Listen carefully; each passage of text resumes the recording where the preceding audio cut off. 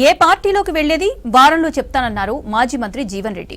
ఆనాడు మార్పు రావాలని కేసీఆర్ ఓడిపోవాలని కోరుకున్నామన్నారు. ఇప్పుడు కూడా మార్పు కోసం పోరాడతామని చెప్పారు. కాంగ్రెస్ లో తనకు సరైన గౌరవం దక్కడం లేదని ఆయన ఈ పార్టీకి రాజీనామా చేశానన్నారు. మార్పు రావాలి, కేసీఆర్ పోవాలనే నినాదంతోనే ముందుకు పోయినాం. ఇవాళ పరిస్థితి చూస్తుంటే మార్పు రావాలి, రేవంత్ రెడ్డి పోవాలనే నినాదం వస్తుందని చెప్పంటారు. పరిస్థితి ఆనాటికి మార్పు చూడండి అంటారు మీరు. ఆనాడు మార్పు రావాలి, కేసీఆర్ పోవాలనే నినాదంతో ముందుకు పోతే ఇవాళ ఏమొస్తుంది నినాదం? మార్పు రావాలి, రేవంత్ రెడ్డి పోవాలనే కాడికి వచ్చి కేవలం 2 సంవత్సరాల కాలం మన ఎన్నికలు చేసినటువంటి వాగ్దానాలు నెరవేర్చులో ఏదైతుందో, మన ప్రజల ఆకాంక్షల మేరకు ఏది ఇస్తుందో నెరవేర్చలేకపోతున్నాం. కాబట్టి this is one of the example. సరే, ఏదైనా తగు సమయంలో సరైన నిర్ణయం తీసుకోవడం జరుగుతుంది.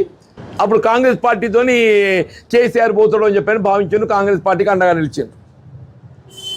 మరి రేవంత్ రెడ్డి గారు పోవాలంటే ఏ పార్టీకి అండగా నిలవాలని కూడా ఆలోచన చేయాలి కదా. That's why little time.